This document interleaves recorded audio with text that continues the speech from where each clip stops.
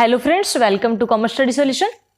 आज हम करते हैं principle and approaches of management. इसके 3 पार्ट है। लास्ट वीडियो में हमने किया था classical approach, scientific management, administrative management and bureaucratic. ये हम कर चुके हैं, जिसका आपको आई बटन पे मिल जाएगा लिंक, वहां से देख सकते हैं। आज हम करते हैं new classical approach and modern approach.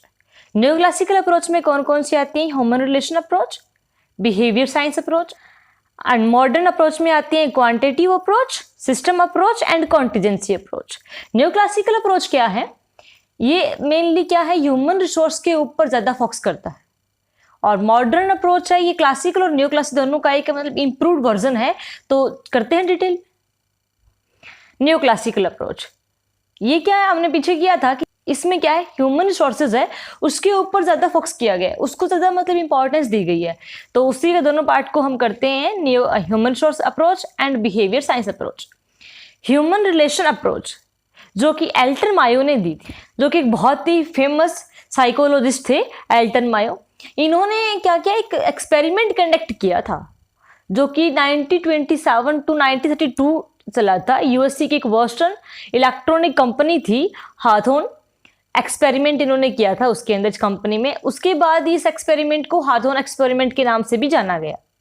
इन्होंने इस एक्सपेरिमेंट के अंदर अपने कोलीग के साथ मिलके कुछ एक चीजें मतलब निकाल के लेके, जिसमें मैंने ह्यूमन रिलेशंस को या आपस में जो ह्यूमन रिसोर्सेज है उसको कैसे ट्रीट किया जाए, इस चीज के बारे में इन्होंने बताया था।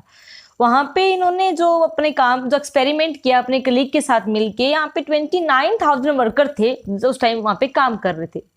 तो उस एक्सपेरिमेंट की रिगार्डिंग उन्होंने कुछ एक फैक्टर्स निकाल स्टडी किया और कुछ एक फैक्टर निकाल के लेके आए। वो कौन कौन से हैं? Relation between light and production.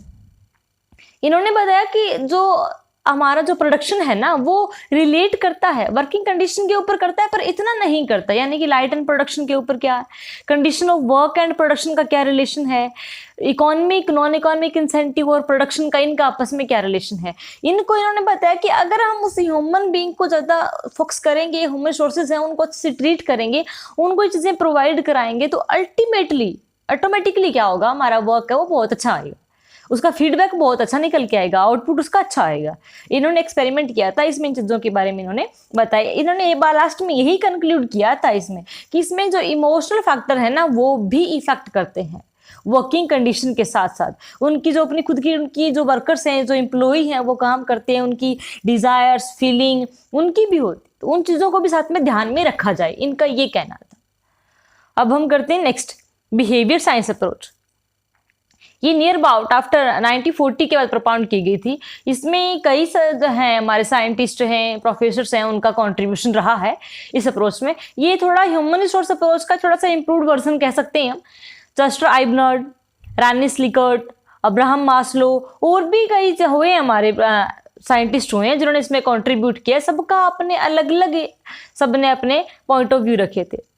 तो जो साइंस जो परपाउंडर्स थे, जो कंट्रीब्यूटर थे, उन सब ने मिलके कुछ एक सजेशन दिए थे अपनी स्टडी के बाद। सब ने अपनी अपनी स्टडी की, तो इन्होंने कुछ सजेशन दिए। क्या क्या दिए कि the employee should have be treated in a human being, कि जो एम्प्लॉयज हैं, जो काम करते हैं, आप उनको, क्योंकि वो ह्यूमन बीइंग, आप ह्यूमन बीइंग की तरह एक मशीनरी की तरह ट्रीट ना किया जाए, उन्हें ह्यूमन बीइंग की तरह ट्रीट किया जाए, उसी हिसाब से उनसे काम लिया जाए और काम दिया जाए। और एक मैनेजर है, उसकी ड्यूटी बनती है, it is the duty of manager to bring out the latent talent of the employees. उसकी ड्यूटी बनती है एक मैनेजर की कि जो एम्प्लॉय वो अपॉइंट कर रहे हैं, रिक्रूट कर रहे हैं, या जो रिक्रूट कर चुके हैं, जो काम कर रहे हैं, उनका टैलेंट है वो बाहर के लेके आए, उनको इस तरह से मोटिवेट करें, तो किसी भी इंसेंटिव के थ्रू कैसे भी करके कि उनका टैलेंट है उसको ऊपर उठाए। ये भी ड्यूटी बनती है मैनेजर की, उनको हेल्थी इन्वायरमेंट प्रोवाइड करे। अगर अच्छा इन्वायरमेंट नहीं मिलेगा तो वो अच्छे से काम नहीं कर पाएंगे। अगर अच्छा इन्वायरमेंट दोगे तो वहां पे क्या है ना, वो अपने आप ही मोटिवेट होकर उस चीज को काम करेंगे। तो ये भी ड्यूटी बनती है मैनेजर की। और दूसरा क्या है कि सेल्फ जो डिसिप्लिन है ना, उसको फॉलो किया जाए, ना कि इम्पोज किया जाए डिसिप्लिन उनके ऊपर। अगर इम्पोज किया जाएगा वो एक फॉर्मेलिटी हो जाएगी, एक वो जबरदस्ती हो जाती है कि हमें चीज करनी पड़ेगी। एक खुद से करते हैं तो उसका रिजल्ट है वो ऑटोमेटिकली अच्छा निकल के आएगा। तो इन्होंने कुछ सजेशन दिए थे बिहेवियर साइंस अप्रोच में, सबने मिलकर, सबका कंक्लूजन है ये, ह्यूमन बीइंग की तरह ट्रीट करो, अच्छा इन्वायरमेंट प्रोवाइड करो, उनको इस तरह से मोटिवेट करो कि वो नए जो अपनी इनोवेशंस हैं वो निकाल के लेके आएँ और अपने आप खुद ही डिसिप्लिन होके काम करें। तो ये था अपना न्यू क्लासिकल अप्रोच, जिसके अंदर दो थी, human relation and behaviour science. जो ये 1930 में human relation approach near about प्रोपाउंड की गई थी, और 1940 के बाद 1940 के near about behaviour science approach है वो प्रोपाउंड की गई थी। अब हम करते हैं नेक्स्ट मॉडर्न अप्रोच। ये भी क्या है, क्लासिकल एंड न्यो क्लासिकल दोनों का ही इम्प्रूव्ड वर्जन है।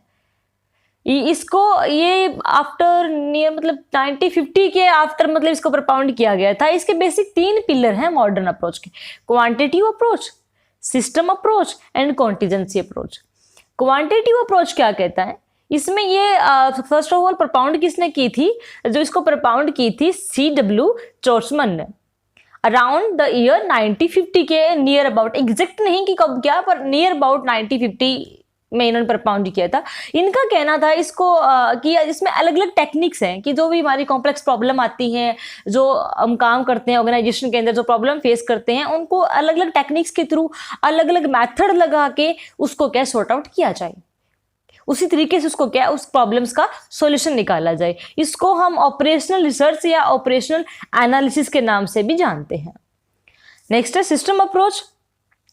ये Chester I Barnard and Herbert A Simon ने प्रोपाउंड की थी अराउंड 1960 में, इन्होंने प्रोपाउंड की थी। इसके अंदर इन्होंने क्या बताया सिस्टम अप्रोच के अंदर, कि कोई भी हम काम करते हैं उसका एक सिस्टम होना चाहिए, एक सिस्टमेटिक फॉर्म में लेके आए कि पहले हमारा कोई भी हमारा टारगेट है कि हमने इतना टारगेट पूरा करना है, तो उसको एक सिस्टम में बनाया, उसके आगे पार्ट और सब सिस्टम निकाल दें कि इसके और पार्ट कैसे हो सकते हैं, यानी कि काम जितना हो उसकी स्मूथ एंड सिंपल वे में कर दें और सबको डिवाइड कर दें ताकि वो अच्छे से कर भी सकें और काम जल्दी भी उस काम को निकल के आए।